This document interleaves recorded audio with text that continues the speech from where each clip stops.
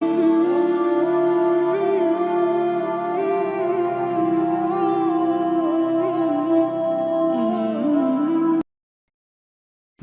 اللہ الرحمن الرحیم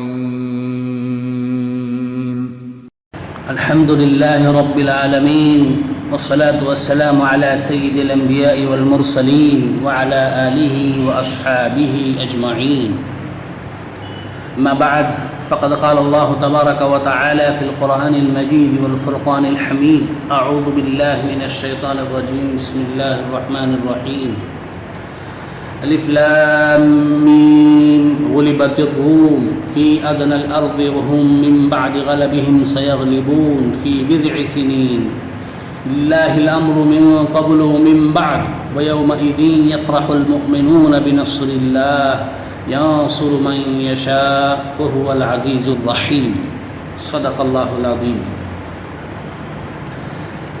محترم حضرات، میں نے جو آیتیں تلاوت کی ہیں ان کا ترجمہ یہ ہے، اللہ تعالیٰ فرماتے ہیں قریبی زمین میں اہل روم مغلوب ہو گئے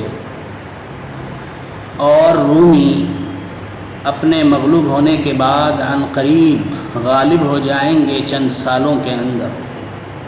للہ الامر من قبل ومن بعد، پہلے بھی سارا اختیار اللہ ہی کو تھا اور بعد میں بھی سارا اختیار اللہ ہی کو حاصل رہے گا. وَيَوْمَئِذٍ يَفْرَحُ الْمُؤْمِنُونَ بِنَصْرِ اللَّهِ، اس روز اہل ایمان اللہ کی مدد پر خوش ہوں گے. يَنصُرُ مَن يَشَاءُ، اللہ تعالیٰ جس کی چاہے مدد کرتا ہے. وَهُوَ الْعَزِيزُ الرَّحِيمُ، اور اللہ ہی زبردست غلبے والا ہے اور مہربان ہے. وعد اللہ کا یہ وعدہ ہے، لا يخلف اللہ وعدہ، اللہ ہرگز اپنے وعدے کے خلاف نہیں کرے گا. ولیکن اکثر الناس لا يعلمون، لیکن اکثر لوگ جانتے نہیں. محترم حضرات، یہ آیت ایک خاص واقعے کے بارے میں نازل ہوئی. مفسرین کرام فرماتے ہیں کہ ہجرت سے پہلے جب آپ صلی اللہ علیہ وسلم مکہ مکرمہ میں موجود تھے تو اس وقت کی دو سپر پاور طاقتیں، روم جسے آج کل اٹلی کہا جاتا ہے، فارس جسے آج کل ایران کہا جاتا ہے، ان دونوں کے درمیان جنگ ہوئی. اس جنگ میں رومی مغلوب ہو گئے، ہار گئے، فارس کے لوگ جیت گئے، غالب آ گئے. اس جنگ سے پہلے مکے کے مشرکین کی خواہش تھی کہ فارس جیت جائیں، غلبہ پالیں، اس لیے کہ وہ بھی مشرک تھے، آتش پرست تھے. مکے کے مشرکین بھی بت پرست تھے اور ان کے مقابلے میں مؤمنین یہ چاہتے تھے کہ رومی جو کہ نصارہ تھے، خدا کو ماننے والے تھے، انبیاء کو ماننے والے تھے، آسمانی کتاب کو ماننے والے تھے، وہ غلبہ پالیں، جیت جائیں. جب یہ خبر، جنگ کے نتیجے کی خبر مکہ پہنچی تو مشرکین مکہ نے جشن کرنا شروع کر دیا اور مسلمانوں کے سامنے خوشی کا اظہار کرنا شروع کر دیا اور یہ کہنے لگے کہ تمہارے ہم مذہب، تمہارے جیسے اہل کتاب رومی آج مغلوب ہو گئے اور ہمارے جیسے بھائی یعنی فارس کے لوگ غالب آ گئے، جنگ جیت گئے. ایک دن ایسا آئے گا کہ ہم بھی تم پر غالب آ جائیں گے اور تم ہمارے ساتھ مقابلہ کر کے مغلوب ہو جاؤ گے.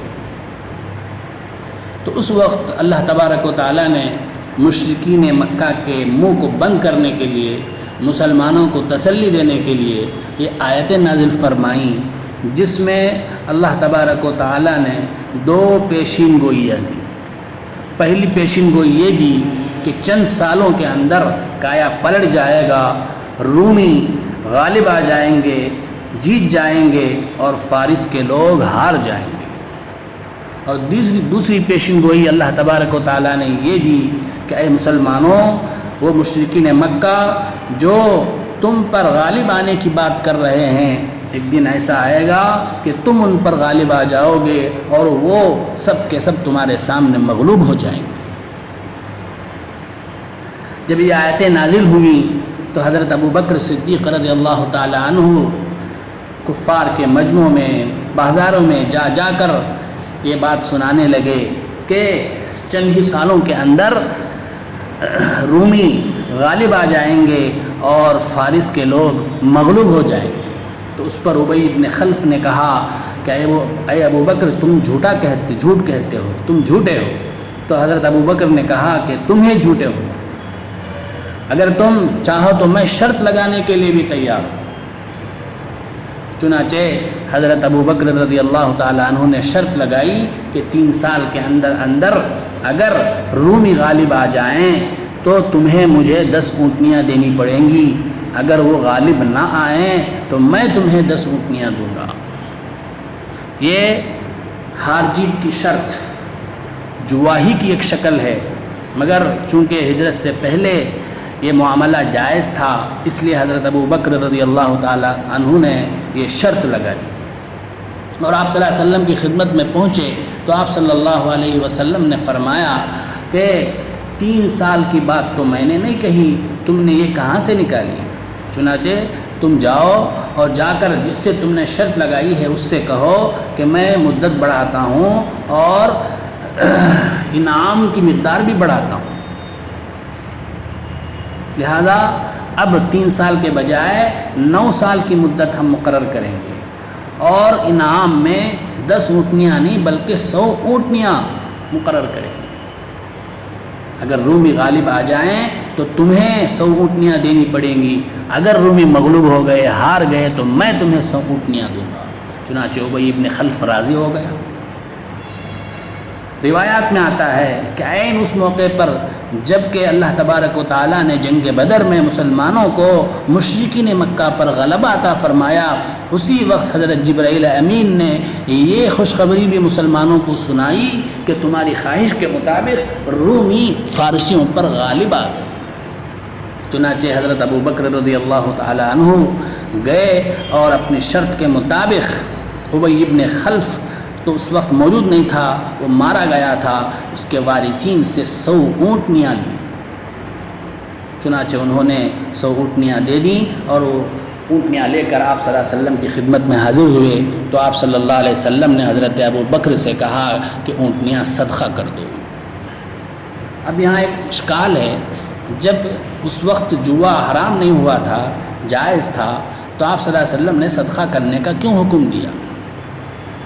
تو جس طرح اس کا جواب یہ ہے کہ جس طرح سے شراب پہلے حرام نہیں تھی لیکن آپ صلی اللہ علیہ وسلم اسے ناپسند فرماتے تھے، اسی طرح جوا حرام نہیں تھا لیکن آپ صلی اللہ علیہ وسلم ناپسند فرماتے تھے، اس لیے آپ صلی اللہ علیہ وسلم نے ان کو صدقہ کرنے کا حکم دے دیا۔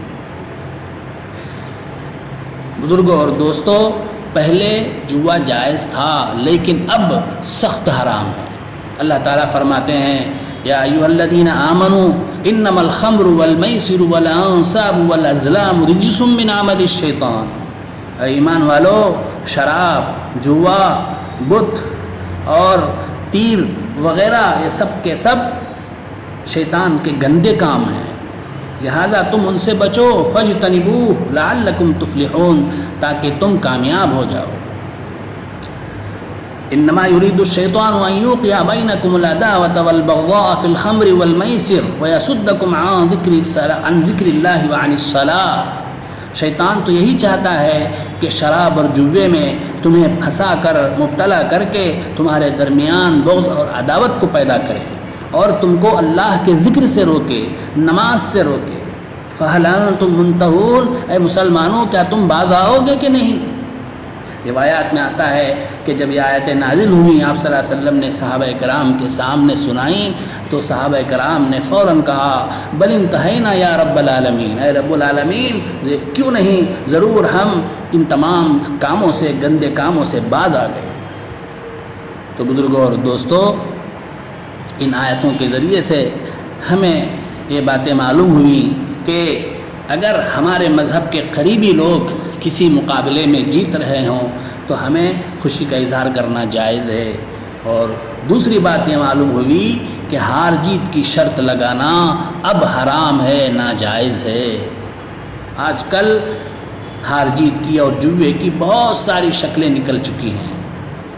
یہ IPL کے بہانے کے ذریعے سے شیطان جوئے کی مختلف شکلیں بازاروں کے اندر لوگوں کے اندر پھیلا رکھی ہیں، ہمارے نوجوانوں کو مبتلا کر کے رکھا ہے، جس کی وجہ سے ہمارے نوجوان اس کے بہانے سے جوؤں کے اندر مشغول ہیں، جوئے کے کاموں میں مشغول ہیں اور جوئے کے معاملے میں مشغول ہیں اور اپنے روپے اور پیسے برباد کر رہے ہیں۔ مختلف شکلیں آ چکی ہیں۔ مثال کے طور پر کچھ پیسے پہلے دینے پڑتے ہیں، اس کے بعد اپنی اپنی پسندیدہ ٹیم مقرر کرنی پڑتی ہے۔ اگر ہماری ٹیم جیت جائے تو ہمیں مزید پیسے ملتے ہیں، اگر ہماری ٹیم ہار جاتی ہے تو ہم نے جو پیسے لگائے وہ ہم سے لے لیے جاتے ہیں، ہمیں واپس نہیں ملتی۔ تو یہ جوا نہیں تو کیا ہے؟ اس لیے نوجوانان دین سے، نوجوانان اسلام سے میری درخواست ہے کہ ایسے جوئے کی تمام شکلوں سے بچیں، احتراز کریں۔ اللہ تبارک و تعالی ہمیں عمل کرنے کی توفیق عطا فرمائیں۔ زکوٰۃ کے سلسلے میں ایک مسئلہ یہ ہے کہ گروی رکھے ہوئے مال پر، زیور پر زکوٰۃ واجب نہیں ہے۔ گروی جسے ہم تمل زبان میں اڑمانم کہتے ہیں، اگر ہم نے زیور کو، اپنا مال کو اڑمانم رکھ دیا ہے، گروی رکھ دیا ہے، تو اس کے اوپر زکوٰۃ نکالنا واجب نہیں ہے۔ اللہ تعالی ہمیں عمل کی توفیق عطا فرمائے۔